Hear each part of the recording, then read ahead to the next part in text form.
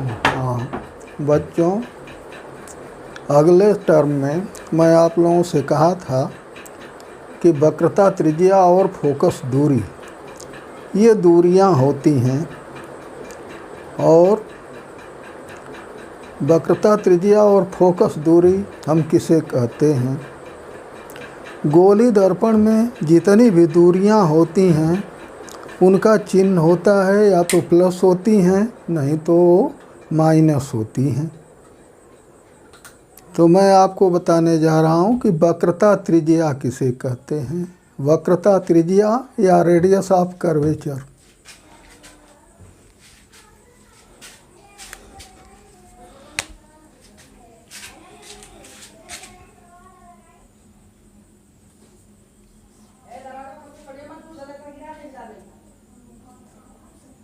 वक्रता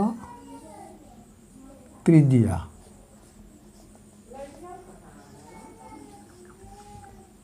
जिसे हम इंग्लिश में कहते हैं रेडियस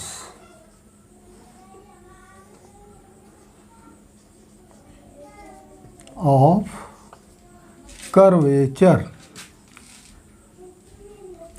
ऑफ कर्वेचर।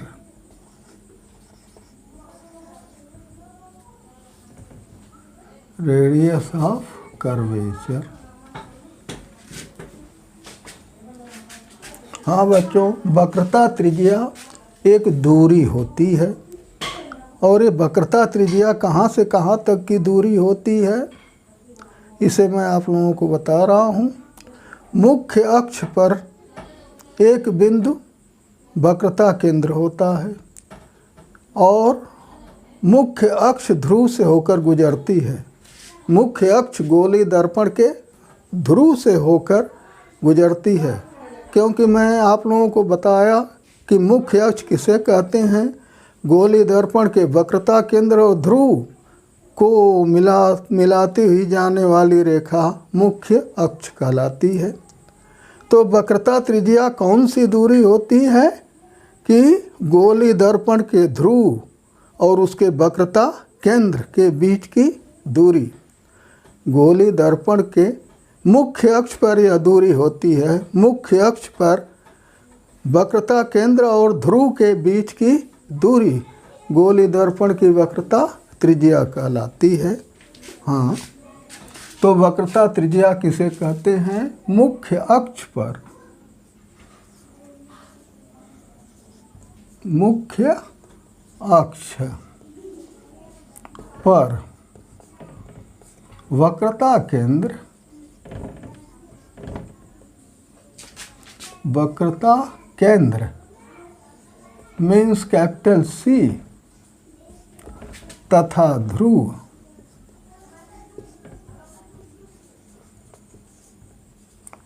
पोस्ट में जिसको पी पोल कहते हैं, कैपिटल पी। मुख्य अक्ष पर वक्रता केंद्र सी तथा ध्रुव पी के बीच की दूरी, बीच की दूरी वक्रता त्रिज्या कहलाती है।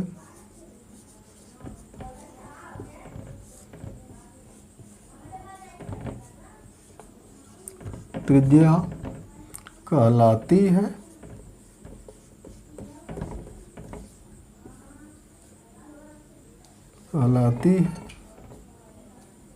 इस दूरी को आर चिन्ह से दिखाया जाता है।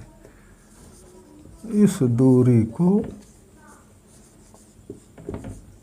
कैपिटल आर चिन्ह द्वारा दिखाया जाता है।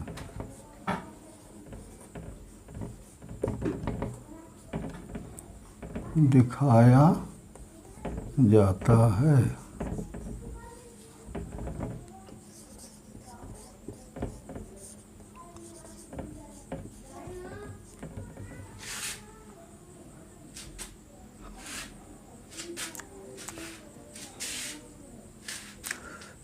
मुख्य अक्ष पर ध्रुव से, ध्रुव को हम एज ए मूल बिंदु मानते हैं।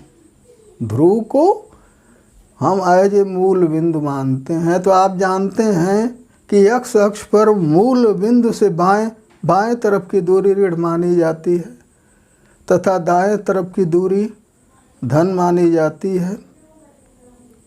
और इसमें मुख्य अक्ष पर जो ध्रुव बिंदु होता है, गोली दर्पण का ध्रुव से बाएं की दूरी ऋणात्मक होती है और ध्रुव से दाएं की दूरी धनात्मक होती है। मुख्य अक्ष जो होती है उसके अपर डिस्टेंस, ऊपर की दूरी प्लस होती है और नीचे की दूरी माइनस होती है। तो ये दूरियों का चिन्ह लिया जाता है। तो इस नियम से हम देखें कि ध्रुव, गोली दर्पण के ध्रुव से अगर बाएं की दूरी है तो वह माइनस होगी, ध्रुव से अगर दाएं की दूरी है तो वह प्लस होगी। और मुख्य अक्ष तो ध्रुव से दोनों तरफ जाती है। मुख्य अक्ष से ऊपर की जो दूरियां होती हैं वह प्लस होती हैं, पॉजिटिव होती हैं, और मुख्य अक्ष से नीचे की दूरियां ऋणात्मक या निगेटिव होती हैं। तो ये दूरियों का चिन्ह होता है। तो हमने बताया कि वक्रता त्रिज्या कौन सी दूरी होती है? गोली दर्पण के मुख्य अक्ष पर गोली दर्पण के वक्रता केंद्र और ध्रुव के बीच की दूरी वक्रता त्रिज्या कहलाती है। और इसमें आप समझ लें कि मुख्य अक्ष पर ध्रुव से बाएं की दूरी ऋणात्मक होती है और ध्रुव से दाएं की दूरी धनात्मक होती है।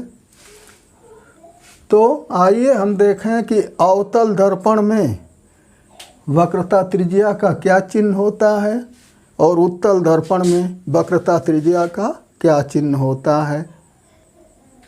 तो आप इसको स्क्रीन कर दें। मैं चित्र द्वारा वक्रता त्रिज्या R का चिन्ह किस दर्पण के लिए क्या होता है, किसके लिए प्लस होता है और किसके लिए माइनस होता है, आपको चित्र द्वारा समझाने जा रहा हूँ। आप इसको स्क्रीन कर लें।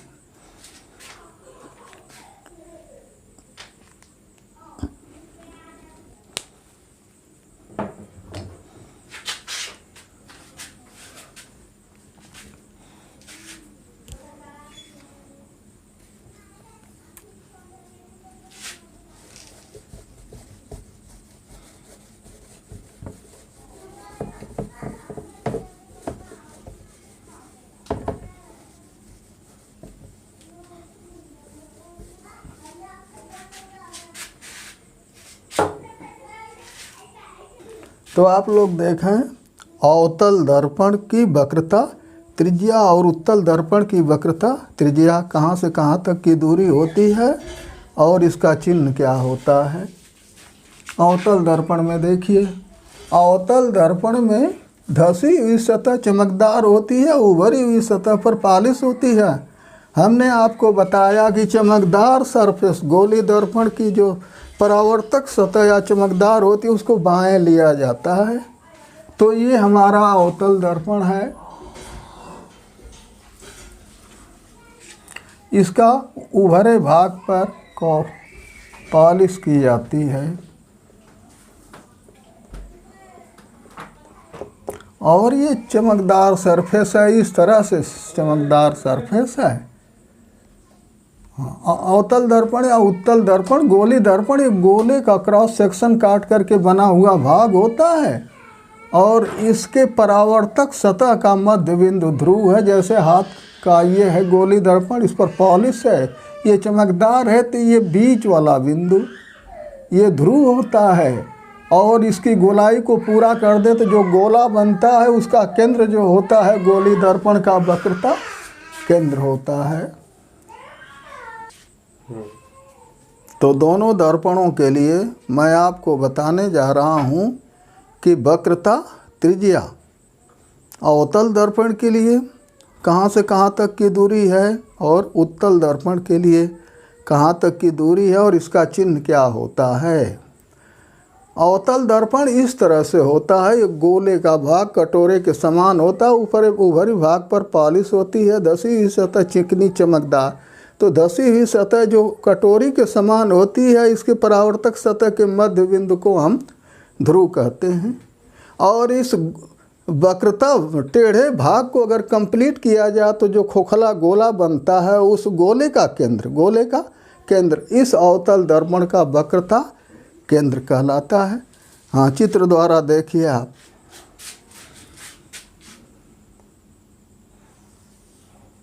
ये हमारा अवतल दर्पण है।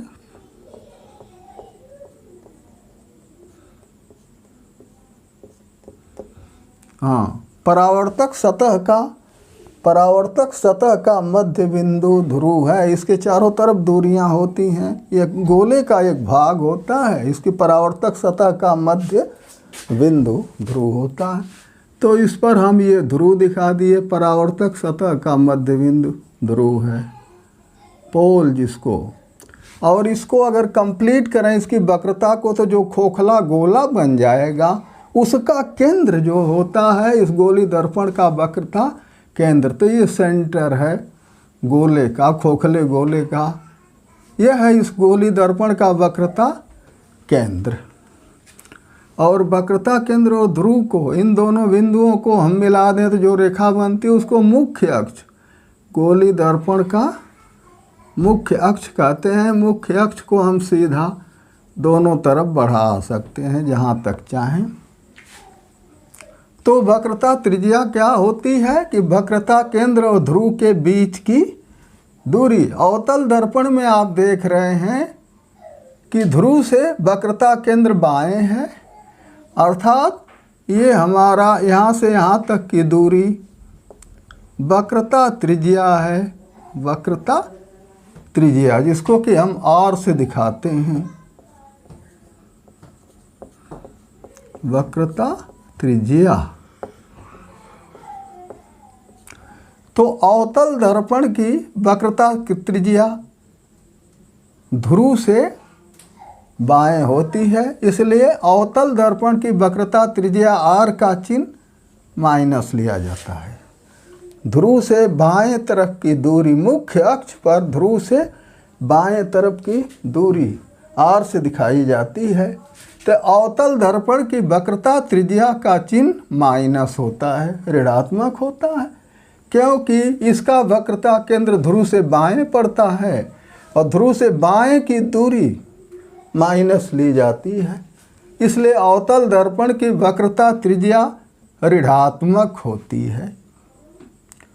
उत्तल दर्पण में आप देखें, उत्तल दर्पण में उभरा भाग जो होता है चमकदार होता है।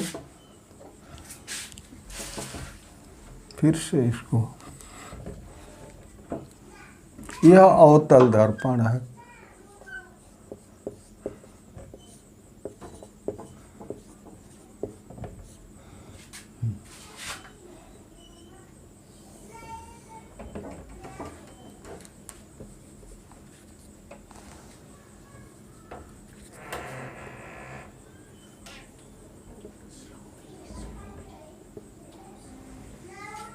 यह उत्तल दर्पण है। उत्तल दर्पण में उभरा भाग चमकदार होता है, धंसी सतह पर पॉलिश की जाती है।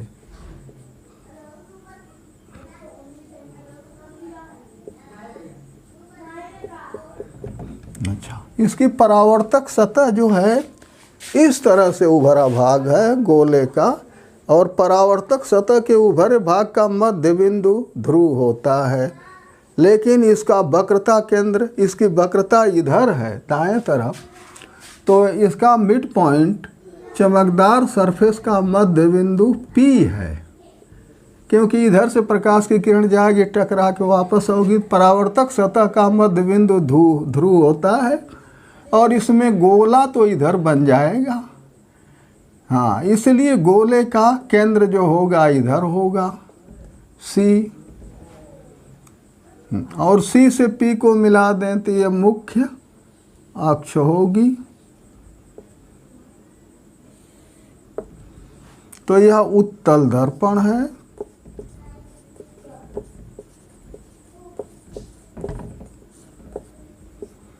जिसकी उभरी सतह चमकदार चिकनी होती है, इसमें धंसी हुई सतह चमकदार चिकनी होती है, उभरे भाग पर पॉलिश होती है।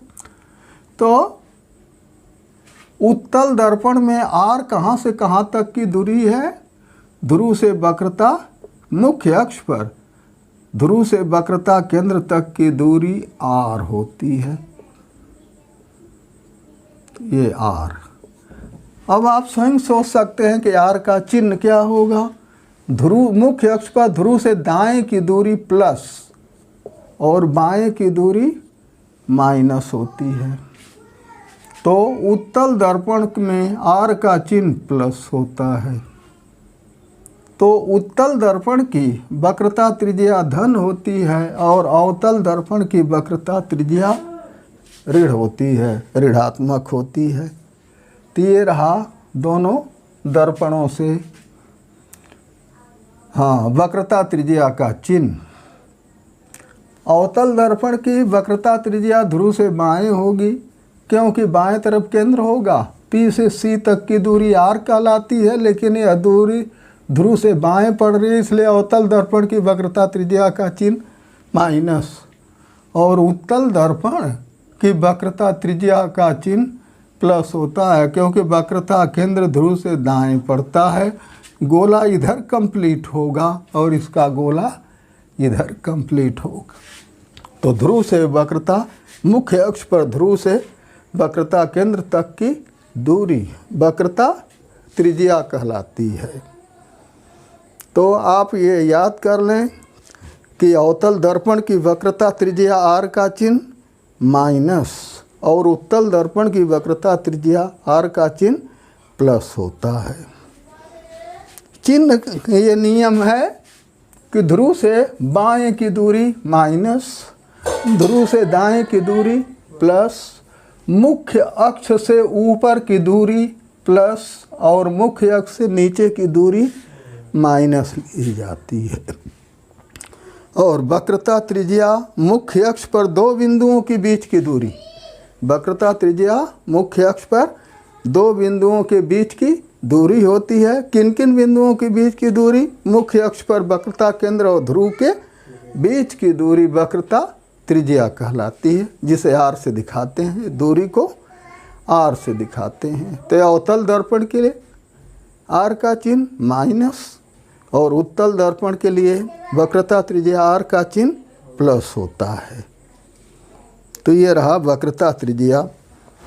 गोली दर्पण में जितनी दूरियां होती हैं उनका कोई न कोई चिन्ह होता है, चाहे प्लस होगा चाहे माइनस होता है। तो ये रहा वक्रता त्रिज्या।